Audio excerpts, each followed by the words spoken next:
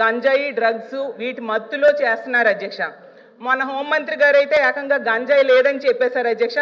కానీ ఈ సభ జరుగుతున్న టైంలోనే మొన్న మదనపల్లిలో చూసాం అధ్యక్ష, గంజాయి మద్యం మత్తులో 7 ఏళ్ల బాలికను అత్యాచారం చేసి హత్య చేసేసి తన ఇంట్లో డ్రమ్లో పడేశాడు అధ్యక్ష. ఒక క్రూర మొగం అలాంటి వెధవ అలా చేశాడు అధ్యక్ష. అలాంటి అయితే ఎంత దారుణంగా రాష్ట్రంలో గంజాయి డ్రగ్స్ కల్తీ మద్యం ఏరులై పారుతుందంటే, పవిత్ర పుణ్యక్షేత్రమైన తిరుపతిలో కూడా డ్రగ్స్ గంజాయి అక్రమ మద్యం గ్రోత్ సాధించిందంటే రాష్ట్రం ఎటువైపు వెళ్తుందో అర్థం కాని పరిస్థితిలో ఉన్నాం అధ్యక్ష. అదే గాంజా నిర్మూలన చేయాలి, డ్రగ్స్ ని కంట్రోల్ చేయాలనే ఉద్దేశంతో ఇంకా మేము ఎవరూ కూడా అందులో మేము ఛార్జీలు తీసుకోకుండానే అప్పటి నుంచి కూడా స్టార్ట్ చేసి గాంజా నిర్మూలనకి ప్రత్యేకంగా ఈగల్ అని చెప్పి ఒక టాస్క్ ఫోర్స్ని ఏర్పాటు చేసి ఒక 5 స్థాయి వ్యక్తిని ఏర్పాటు చేసి ఈ రోజుకి మేము గాంజా లేదు అని చెప్పట్లేదు అధ్యక్ష, గాంజా కల్టివేషన్ 0 చేసామని చెప్పాం.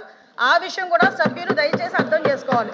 ఇంతకుముందు ఆంధ్రప్రదేశ్ని గాంజా ఆంధ్రప్రదేశ్ అనే దగ్గర నుంచి ఈరోజు గాంజా అంటే 0 గాంజా ఆంధ్రప్రదేశ్గా మార్చడానికి ఈరోజు 20 నెలల కాలం మా పోలీస్ డిపార్ట్మెంటు, మా యంత్రాంగం, మా సీఎం గారి సారథ్యంలో చేశామని చెప్పడానికి కూడా నేను గర్వంగా ఫీల్ అవుతున్నాను అధ్యక్ష.